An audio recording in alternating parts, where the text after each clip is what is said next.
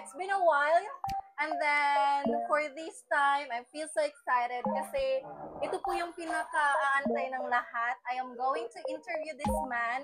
Although na-interview na po natin siya before, but it was too short. So at this moment po, we will grab the chance to interact with this person.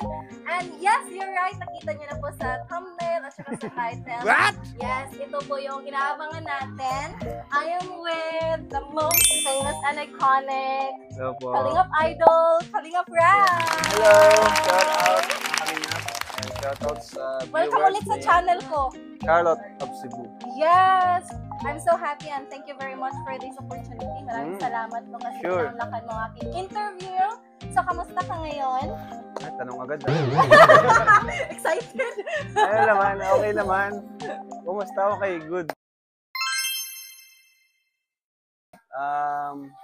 Walang sakit and okay naman yung ating mga misyon sa araw-araw.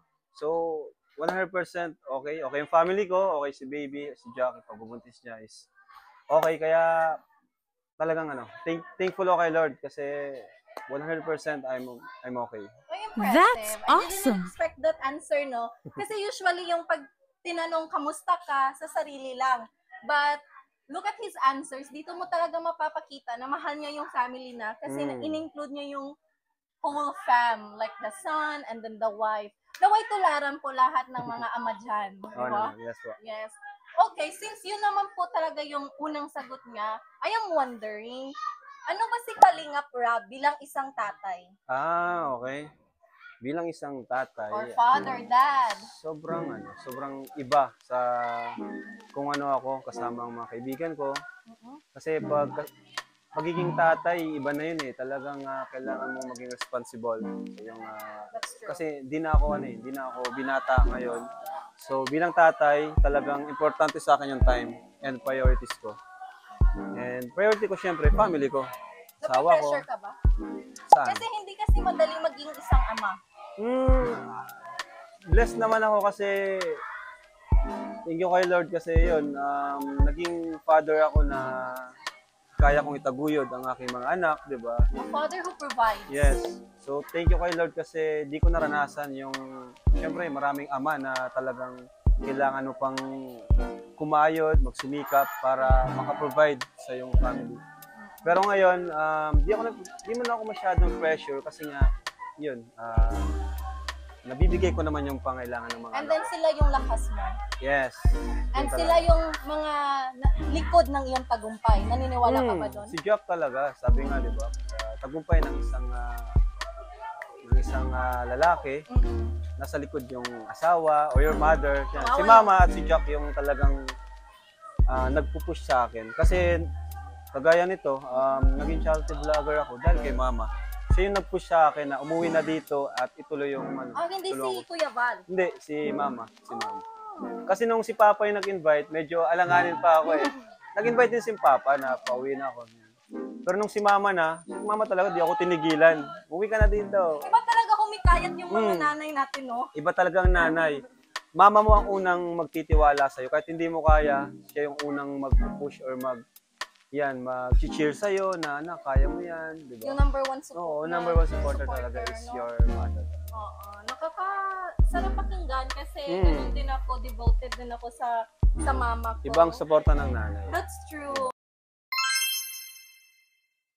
Yung parenting. Oo. So, saan ka humuhugot ng lakas? Kasi hindi madali magpalaki ng isang anak. Oh, walang perfectong magulang. That's Walang true. perfectong magulang. So ako naman bilang tatay, yung mga di ko naranasan kina mama at papa o yung mga gusto ko na sana ganun yung mga nangyari. Yun naman yung ginagawa ko kay Rabbi at kay May ganun kang feeling. maganda akong feeling. May mga chances pala na hindi na ibigay ng mga parents Oo, ganun. ngayon syempre bilang anak, may mga may mga ano rin. Wala, sabi ko nga, wala mang perfectong magulang, Yes. di ba? Kagaya nung ano, siguro, sasabi ko ngayon is yung parang masyado, yung bata pa lang is yung sobrang close na. Kasi di man kami masyadong close nila. Is that true? Ngayon na lang kami naging close. Pero yung mga so bata, yung habang lumalaki ka, so parang parang meron kasi kang sila sariling mama at si mundo, papa ganon? talagang sobra yan, magtrabaho. Napaka-workaholic nila. Okay. Si papa, sobrang workaholic. Si mama, So dahil nga, iniisip nila yung kapakanan ng mga anak nila, yung pangangailangan, daily needs, hindi sila nakapagbigay sa'yo ng sapat na atensyon. Yan, mga ganun. So yan yung kulang Yan naman mo. yung gusto kong... Yan, doon ka bumabawi ganun, sa anak mo. Mm. Pero napaka-busy mo ding tao. How do you manage your time? Ayun, Ilang oras ka ba nasa field or nagtatrabaho? mabilis lang naman ako nasa field. Siguro mga 3 hours, 4 hours. Okay. So, marami pa rin naman time. Sa family. So, marami pa rin naman time sa family. And may mga day off din naman kami. Mga araw na talagang family lang. Like, every Sunday, church, then family time. So, family day mo yon. Ibig sabihin, hindi ka nagtatrabaho, hindi ka nag-vlog. Hindi. Minsan lang, pag kailangan lang talaga. Oh, that's good. No, Schedule. tularan. Kasi nga, totoo yan, no? Dahil nga, tutok sa trabaho yung mga magulang. Gusto nila makaprovide. Hindi nila naisip na they need attention. Yun yung medyo quality time. naranasan ko nung bata ako. Na Nasaktan ka ba doon? Hindi Don't naman. mind me Na-realize ko asking. na lang, late na late ko na lang na-realize na medyo, yun nga, di ako close sa kanila. So, gaano ba kahalaga na dapat close yung mga anak sa parents nila? Gusto ko kasi yung maging close sa mga anak ko para yung walang nililihim. Parang open ka. Open Ka sa communication. magulang mo. Yan. Yung hindi ka maiilang, hindi ka mahihiyang makipag-usap. And pwede kayong pwede kayong maglibang sa mga hobbies together, like playing basketball, di ba? Yeah. Yung parang walang ilangan. I see. Diba? So, yun talaga yung nakikita Yan yung gusto kong maging namin, yung relationship namin ni Rabay. Lalo si Rabay kasi panganay sa kalalaki. Gusto ko yun. Yung mga hilig ko is makasama ko siya sa mga hilig ko. Importante yan. Kasi nga, madadala niya paglaki yan eh. Pag close mo yung parents mo, ang sarap sa pakiramdam. Kasi Para lang kayong magkapatid. Parang ganun. Ganun yung gusto kong feeling. That's true. Kasi close ko din yung mama ko. Pero dumating din sa punto na naglilihim na din ako kahit ganong close. Kasi hindi mo nga maano. Hindi mo naiwasan yun. Oo, yung environment din. Di ba? It affects din sa growth ng mga anak. So very well said. Parang wala yata nakatanong pa ng ganito sa'yo. Kasi nakikita ka nila sa vlog. Wala. Nasasabi ko lang minsan. Kalinga Rab, hindi yung pagiging tatay mo. So during this interview po siya is definitely one of a kind dahil nga hindi po natin inalam yung buhay niya as a vlogger. We are talking about his life as a father. Muli mong balikan yung Rab noong at the age of 15. Simula pa lang? Oo, yung hindi ka pa kilala. Teenager? Dahil sabi mo, kulang ka sa attention sa parents mo. Ano nga ba talaga yung gusto mong gawin with them? Hindi ko naman sila masisi kasi yun nga. Di rin naman ako makapag-demand kasi kailangan kasi talaga nilang Ano ba yung kumayod. buhay niyo dati? Sobrang hirap. Kailangan talagang kumayod. Anong paghihirap ang naranasan mo noon? Yung hirap na hindi mo talaga makakalimutan hanggang ngayon? Yung kakulangan sa pera, sa financial, Yung sa pagkain. tuition. Yan, lalo na pag sa mga pang-tuition kasi si mama talaga gusto yan. Pag-aralin ako sa mga magagandang school. Like yan, Ateneo, Oh, okay. mga private school kasi gusto niya rin maganda yung maging future ko. So, doon kami nahihirapan. Pero kinakaya naman. Yun, may mga utang, si mama sobrang laki na ng loan. Magkano na lang yung sinasahod? 3,000. Para lang makapag-aral. Oo, para naman. Kasi ang mahal ng tuition ko, 50K. 50K ang tuition ko sa Ateneo. Anong course mo ba, if you don't mind me asking? Tourism? BS Digital Illustrator. Okay. Animator. Computer So graphic. you're into arts? Mm, Ang galing. artist. Oh, galing. Which is, di ko na napapractice ngayon. Okay. Nagpipaint ako, nagpipaint. Ganon? Portrait. Traditional, digital. Oh, amazing! I like arts, pero di ako marunong mag-drawing. Gusto ko lang siyang bigyan ng meaning. Kasi bawat arts ay may nakatagong kahulugan. Yes, tama. Kabuuan ng kwento mo ay your mom did a lot of things for you. Oo naman, si Yung mama talaga. sakripisyo niya. Super ano siya sa akin. Para siyang si Wonder Woman. I see. Okay, that's good to hear, no? Totoo nga talaga. Yung success ng anak, ay of course, dahil din yan sa pagpapalaki ng magulang. Ngayon, kung mapapanood man ito ni Rob, I'm pretty sure, pag laki niya, pag may muwang na siya, ay talagang mapapanood niya ito. Anong mensahe mo sa kanya? Kay Rabay, pag Yeah. laki niya? Yes. Siyempre, ang pinaka-gusto kong may pamana sa kanya is yung faith ko kay Lord. Oh, Yun yung pinaka-gusto. Kasi pag may faith or paniniwala ka kay Lord, kahit di kami magkasama, magiging okay siya. Magiging okay yung bawat hakbang, bawat decision niya. Kaya yun yung gusto kong bago ang lahat, si Lord muna. Yun yung gusto kong may pamana. God first. God first. Kasi everything goes well pag may... Kasi, yun naman yung talagang pinaka-yaman na naipamana sa akin nila mama at papa. Yung faith. Ay, nakakamangha. Kasi kahit malayo ako sa kanila, nasa tamang landas ako. Kasi, siyempre, lalo na pag mga college, high school, daming mga bad influence, mga ganun, di ba? Mga temptations. Pero, hanggang ngayon, di ba? Hanggang ngayon naman. Pero nga dahil dun sa paniniwala ko, yes, talagang ako na yung umiwas. Yes. Kaya ito naman ganyang klaseng mukha. Malapitin niya sa mga temptasyon. Lalo na nung binata tayo. Ay, nabuking ko ba? may nabuking ba ako? So, ayun, no, naway tularan ka lahat sa mga ganong klaseng ama. Kasi lumaki din ako na walang father. Okay. Mahirap yun. So, yan yung rason kung bakit mahilig ako sa matanda. Charot lang. Kaya pala type na type mo si Kuya Tata eh. Nakakatanda kasi parang father's figure. Shoutout kay Kuya Tata. Kailangan daw ng tatay ni Ate Charlotte. Hello, sorry po. Hindi po. Ano masasabi mo? Kasi nga, naglilingap ka. Ang dami mo mga na-meet, natulungan na mga bata na walang mga parents. Napakasakit, di ba? Hindi mo ba na-absorb yung mga negative energy? Na-absorb ko syempre. Hindi ka ba naiiyak? Kasi ganito yan, di mo magagawang tumulong or maglingap kung hindi mo sila maunawaan. That's true. Hindi ka makaka-relate sa kanila. If you don't put yourself sa situation nila. Kasi pag nag-interview ka lang pero di mo iniintindi or sinasapuso yung mga sinasabi nila, wala yun. Parang hindi mo to ginagawa ng totoo or ginagawa mo lang para sa video, para sa channel mo, para sa vlog. Mas okay pa rin talaga yan talaga. Nung una, medyo, di ako nakakaintindi. Pero yung pagsimula mo pa lang. Pero nung habang tumatagal, yun na talagang nakaka-relate na talaga ako sa mga, May mga pagkakataon ba na naiyak ka? Meron. On-cam. Merong mga pagkakataon na naiyak ako. Pero ayoko talagang umiyak kasi ayoko masira yung, ewan ko. Anong ayaw masira? Ayoko masira yung vlog.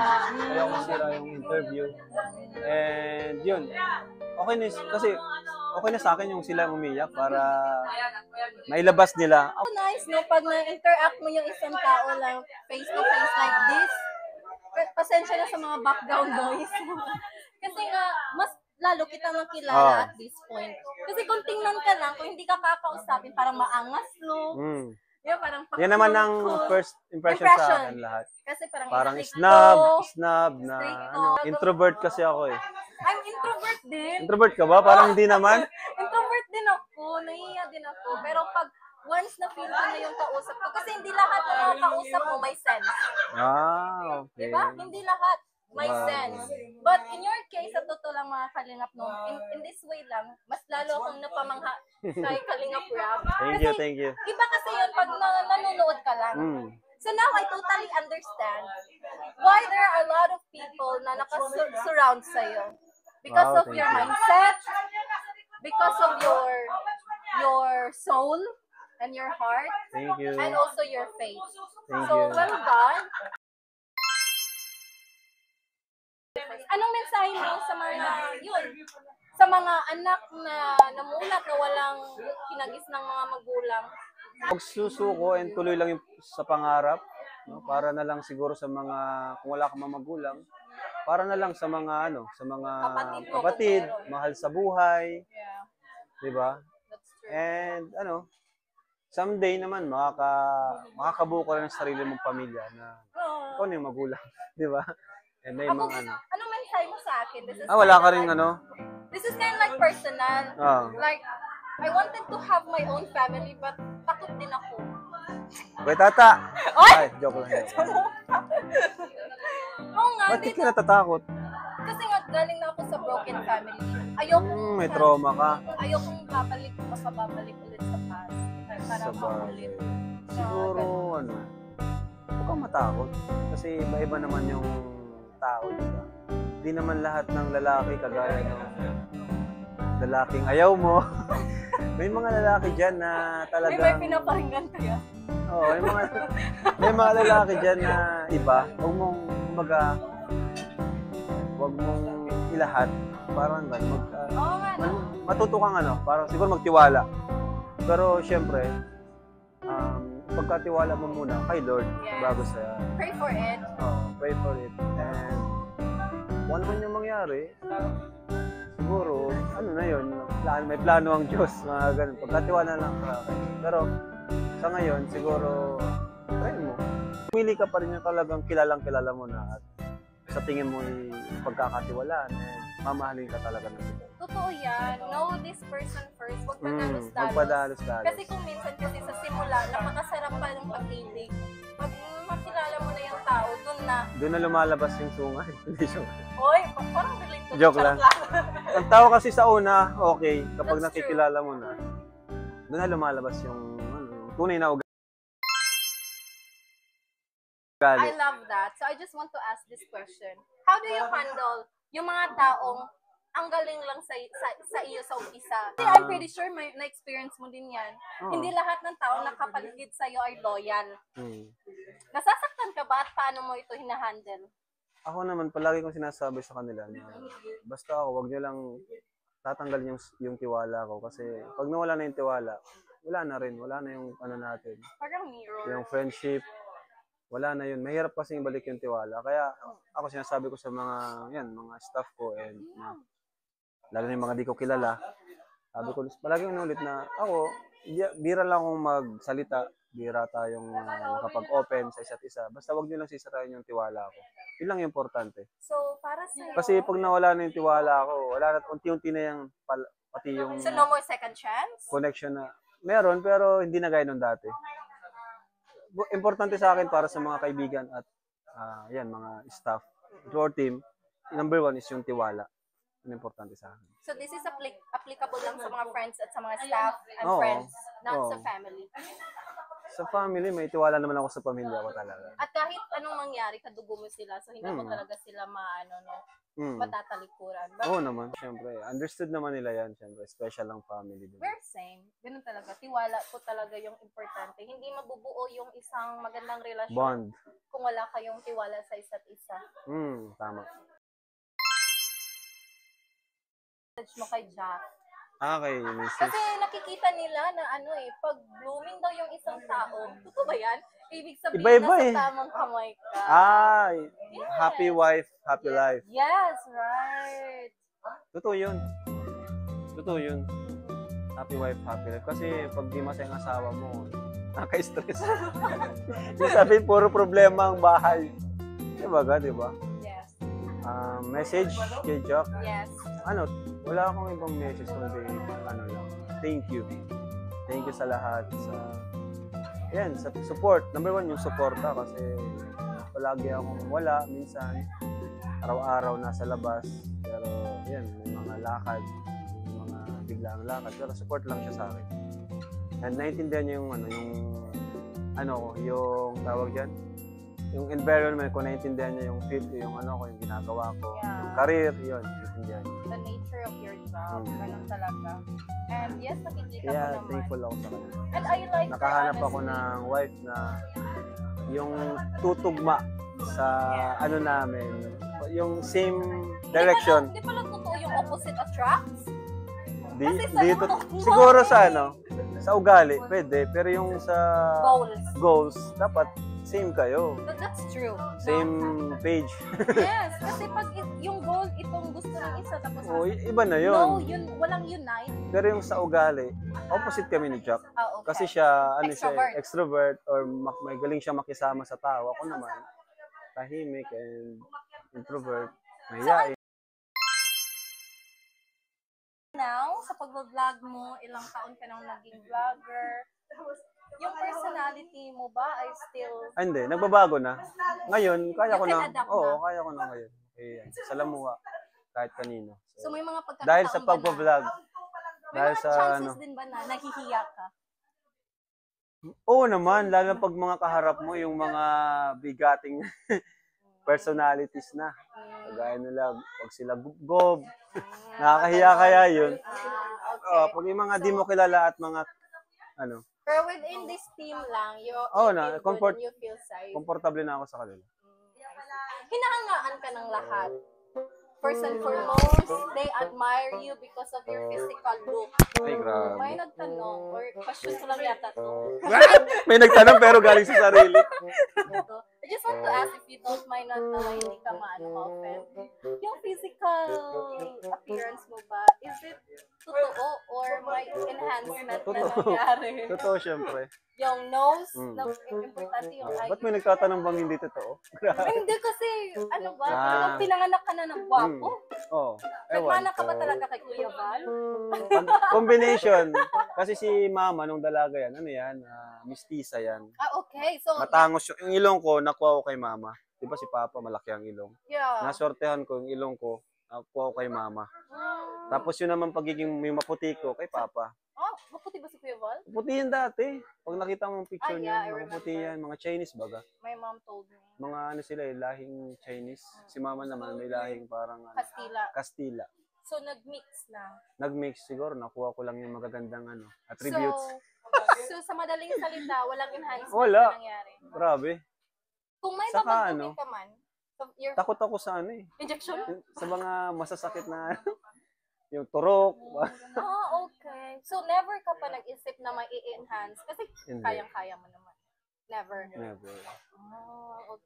Bakit? Saka Bukod masaya na ako dito sa Lord. Kontento ka Ang na. bigay ni Lord sa akin. So, yun po mga kalingap. Nasagot na yung tanong ko. Wala pa lang enhancement. Ano lang, papabuti, mga sabon. Yeah, yung mga Facial. ganun. Kasi Ganun lang. kailangan naman ng Tapos gusto ko lang alagaan yung siguro yung importante yung skin.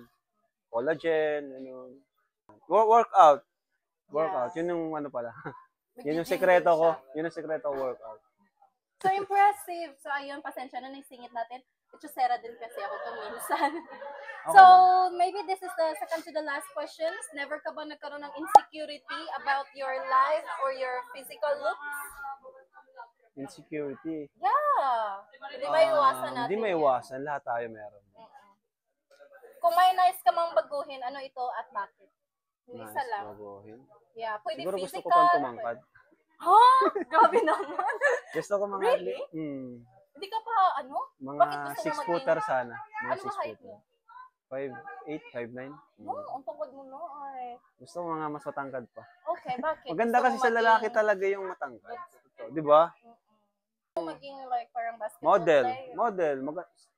Pag matangkad kasi, dapat Bench model. Oo, Bakit mga wala ganun. ka dun? Naghintay lang tayo. Kaya Na-invite. nga. Okay. So yun lang, yung height mo lang, yung gusto mo talaga. Ugali. Joke. Ugali? Okay. Hindi, siguro yung yung pagiging ko yung... Mainitin ba ulo Hindi, mo? yung sa ugali, gusto ko yung maging more approachable. More approachable and friendly. Kasi ako talaga hindi ako approachable. Pili Pero ka sa tao, di ba? pili ako sa tao. Namimili ka. Yes. Yes. Pag nakilala ko na, okay na. That's fine. Pero hindi ikaw yung unang nag-i-interact. Nahiya kasi ako. Ganun talaga yung mga Introvert. And they look snob. Ang mga introvert kasi parang takot silang ma-reject. Yes, that's true. Parang ganun. I'm Takot like that. ma-reject and takot mapahiya. At once Pero ngayon, na-reject okay na. na. Wala nang pakialam. As we grow old and matured, Tanggap na. tanggap na kung ano man ang mangyari. Okay, very good. So thank you very much. Now, one last question. Grabe, may last pa. O, sige, ano Word pa? of the day. How do you Word of describe the your day. life, Sa isang sa isang salita. Just one word. Sa isang salita. Siguro, blessed. Oh! Nahulaan ko! Galing mo, ah. Nasabihin mo na sana. Hindi, parang inisip ko, sabi ko, Lord, pag ito yung word na sasabihin niya, there's something. Oh, so blessed. Pinagpala tayo. Overall, because of his faith, and that is the main reason why you have this success. Yes, thank you kay Lord, and thank you sa inyo sa suporta. How do you feel na finally nagkaroon na tayo ng mahabang interview? I feel relax. Relax. Yes, kasi nakapagkwento. Oo, maraming mga bago kasi bihira lang naman ako makapagkwentuhan ng ganito, makapag-share. Pag may nagtatanong lang. Pero di ako nag-open ng topic about sa personal life. No? Do not forget to ask your friends, yung mga tao na kapalibot mo, kung kamusta sila. Kasi tama. nga, kung minsan hindi mo alam, they're carrying these burdens na they just want to relieve. May nangangamusta naman sa chat, pero after nun, iba naman yung mangungutang. Joke lang. Kumusta ka na, pero after nun, ito pera. Nakakatakot naman pangamusta sa chat. Pero totoo yun, never ever forget na tayo ang narating ng taong ito. They also have silent battles and pains. So, never ever forget to ask, kamusta ka? No? Konting kamusta lang will surely help them to relieve these worries and stress that they are carrying. And look at Kalinga Prab, I didn't expect na. Ang dami niya i-share. Mostly personal na. Personal yung tanong eh. Yeah, pagiging tata. And at least in this way, mas lalo kang kahangaan ng mga taong nagmamahal at nag-iidolo sa'yo. Salamat, Ate Charlotte. Yes. Thank you. Yes, thank you very much. May message ka ba sa mga nagmamahal sa'yo? Labis na I love you all. I love you too. And thank you sa support. Gusto ko yan. I love you all. I love you too. I love you all, guys. Okay. Thank you very much, Kalinga Prab, for this wonderful interview. At naway may natutunan po kayo. And yes, let's keep admiring this man kasi he's full of wisdom and experiences. So yes, thank you very much. And yung God first. Yes. Do not huwag po kayong sumurrender sa buhay. Lahat po na nangyari ay may rason. So, this is it for today. It's me, Charlotte of Cebu. And we will see you next time. Daghang salamat! Goodbye for now! Daghang salamat!